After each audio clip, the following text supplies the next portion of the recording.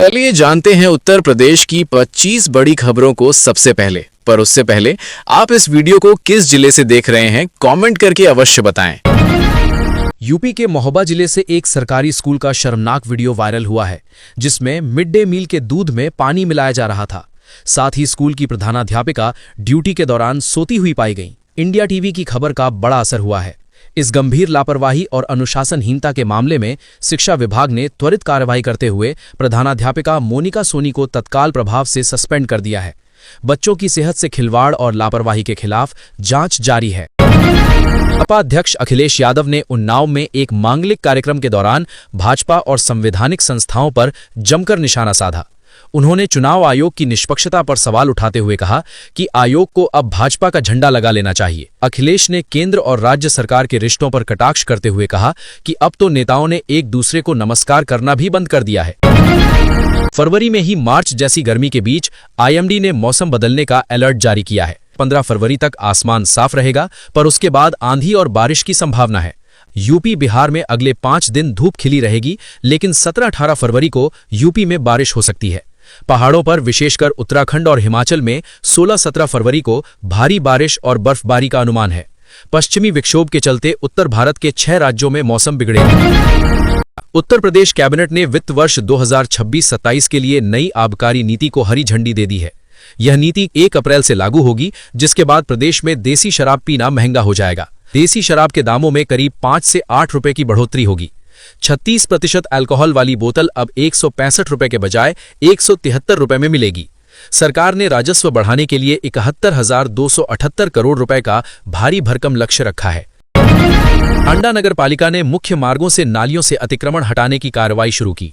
जुबेर चौराहे से हयातगंज के बीच जब टीम पहुंची तो व्यापारियों ने बिना पूर्व सूचना के विरोध करना शुरू कर दिया। तीखी बहस के बाद स्थिति को देखते हुए पालिका टीम ने अभियान स्थगित कर दिया। प्रशासन ने व्यापारियों को स्वयं अतिक्रमण हटाने के लिए 24 घंटे का अल्टीमेटम दिया है। यदि समय सीमा में नालियां साफ नहीं हुई तो प्रशासन कड़ी कार्रवाई करेगा। विधानसभा के बजट सत्र में निवेश, रोजगार और ओबीसी कल्याण पर गहन चर्चा हुई। वित्त मंत्री सुरेश खन्ना ने जानकारी दी कि यूपी में 12 लाख करोड़ रुपए का रिकॉर्ड निवेश धरातल पर उतरा है। इस निवेश से प्रदेश में 15 लाख से अधिक युवाओं को रोजगार मिला है और औद्योगिक विकास दर 25% तक पहुंच गई है। वहीं पिछड़ा वर्ग कल्याण मंत्री नरेंद्र कश्यप ने घोषणा की कि अब कोई भी पात्र ओबीसी छात्र छात्रवृत्ति से वंचित नहीं रहेगा। पश्चिमांचल विद्युत वितरण निगम की बिल राहत योजना के तीसरे चरण में 11 फरवरी तक 6.1 लाख से अधिक उपभोक्ताओं ने पंजीकरण कराया है। इस योजना के माध्यम से अब तक 547.9 करोड़ रुपए की छूट दी जा चुकी है। विद्युत चोरी के मामलों में भी ब्याज पर 100% और मूल राशि पर 15% तक की राहत मिल रही है। प्रबंध निदेशक ने अपील की है कि अधिक से अधिक उपभोक्ता इस योजना का लाभ उठाकर अपने पुराने बकाये से मुक्ति पाएं। कानपुर की करीब 75,000 निराश्रित महिलाओं के लिए राहत भरी खबर है। उत्तर प्रदेश सरकार ने बजट में उनकी मासिक पेंशन 1,000 रुपए से बढ़ाकर 1,500 रुपए कर दी है। फैसले से अब इन महिलाओं को हर महीने 500 रुपए अतिरिक्त मिलेंगे। बढ़ती महंगाई के दौर में महिलाओं ने इस वृद्धि पर खुशी जताई है, क्योंकि ये उनके दैनिक खर्चों में मददगार साबित होगी। सरकार का यह कदम महिला सशक्तिकरण और सामाजिक सुरक्षा की दिशा में महत्वपूर्ण माना जा रहा है। मुख्यमंत्री योगी आदित्यनाथ ने शुक्रवार को विधानसभा में 1 करोड़ 6 लाख लाभार्थियों के लिए बड़ी घोषणा की।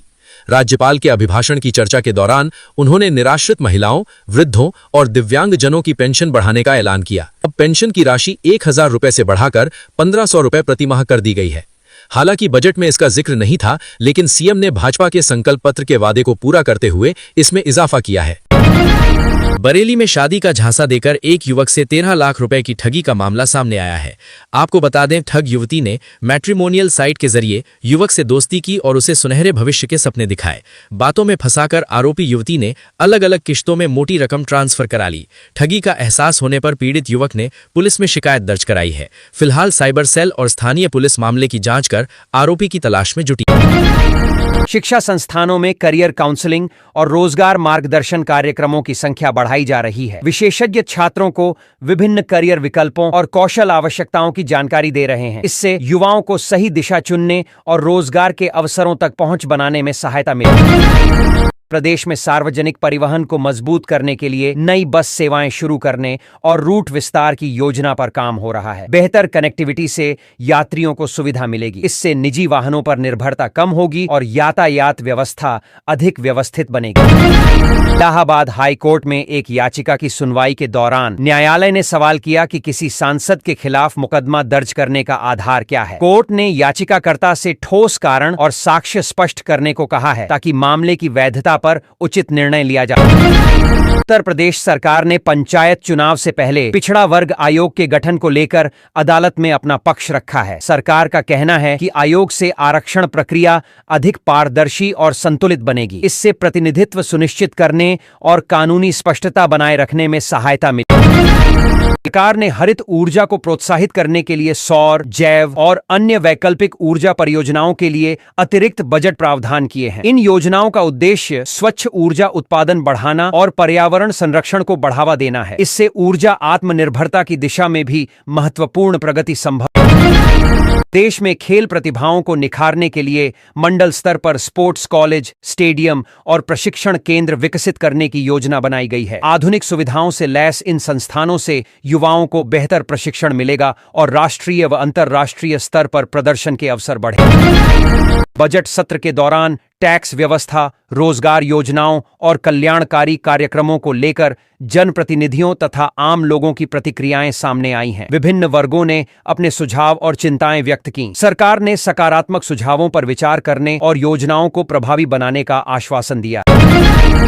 सूचना प्रौद्योगिकी और इलेक्ट्रॉनिक्स सेक्टर को बढ़ावा देने के लिए बजट में उल्लेखनीय बढ़ोतरी की गई है। डिजिटल इंफ्रास्ट्रक्चर मजबूत करने, आईटी पार्क विकसित करने और स्टार्टअप को प्रोत्साहन देने की योजना है। इससे तकनीकी क्षेत्र में रोजगार के अवसर बढ़ेंगे और राज्य में निवेश आकर्षित होगा, जिससे आर्थिक गतिविधियों को नई गति मिलने की उम्मीद है। महिलाओं की सुरक्षा और सहायता सेवाओं को मजबूत करने के लिए पुलिस हेल्पलाइन, आपातकालीन प्रतिक्रिया प्रणाली और तकनीकी संसाधनों का विस्तार किया जा रहा है। लक्ष्य यह है कि जरूरत के समय त्वरित और प्रभावी सहायता उपलब्ध हो सके।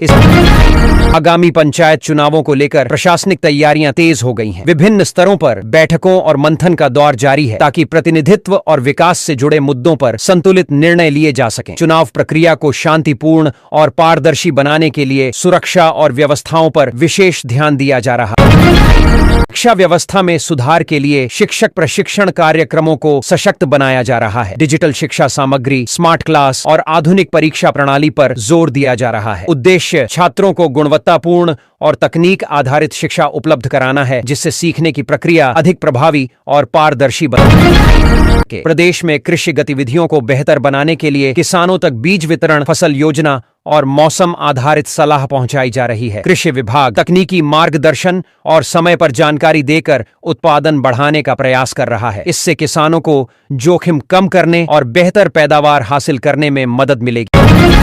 सोने चांदी की कीमतों में एक बार फिर तेजी देखने को मिल रही है। खासतौर पर सिल्वर ETF में करीब 9% तक की उछाल दर्ज की गई है। विशेषज्ञों का मानना है कि वैश्विक अनिश्चितता और औद्योगिक मांग के कारण चांदी में मजबूती बनी रह सकती है। निवेशकों को चरणबद्ध निवेश और जोखिम संतुलन के साथ रणनीति अपनाने की सलाह दी जाती है। गाजीपुर के एक युवा किसान ने AI टेक्नोलॉजी की मदद से अपनी किस्मत बदल दी। उसने पारंपरिक खेती छोड़कर स्मार्ट फार्मिंग शुरू की, जिसमें मौसम डेटा, मिट्टी की जांच और ऑटोमेटेड सिंचाई का इस्तेमाल किया गया। इससे लागत कम हुई और उत्पादन में बढ़ोतरी हुई। कम समय में अच्छी आमदनी होने लगी, जिससे आसपास के किसान भी प्रेरित हो रहे हैं। उत्तर प्रदेश में RTE एडमिशन 2026 के तहत निजी स्कूलों में मुफ्त पढ़ाई का सुनहरा अवसर मिला है। आज से ऑनलाइन आवेदन प्रक्रिया शुरू हो गई है। आर्थिक रूप से कमजोर और वंचित वर्ग के बच्चे प्राइवेट स्कूलों में निशुल्क शिक्षा पा सकेंगे। अभिभावकों को तय समय सीमा में आधिकारिक वेबसाइट पर आवेदन करना होगा। मिर्जापुर में वोटरों के नाम हटाने के लिए फर्जी आवेदन का मामला सामने आया है। प्रशासन ने शुरुआती जांच शुरू कर दी है। SDM का कहना है कि सभी संदिग्ध आवेदनों की बारीकी से जांच की जा रही है। वहीं सपा प्रमुख अखिलेश यादव ने BJP पर लोकतंत्र से खिलवाड़ का आरोप लगाया है, जिससे जिले की राजनीति में हलचल तेज हो गई। उत्तर प्रदेश में किसानों को बेहतर सिंचाई सुविधा देने के लिए सरकार नया अभियान चलाने जा रही है। जल संरक्षण को बढ़ावा देने के लिए तालाबों, नहरों और जल स्रोतों के पुनर्जीवन पर फोकस रहेगा। सरकार का कहना है कि इससे खेतों तक समय पर पानी पहुंचेगा, सिंचाई की लागत घटेगी और किसानों की पैदावार बढ़ेगी।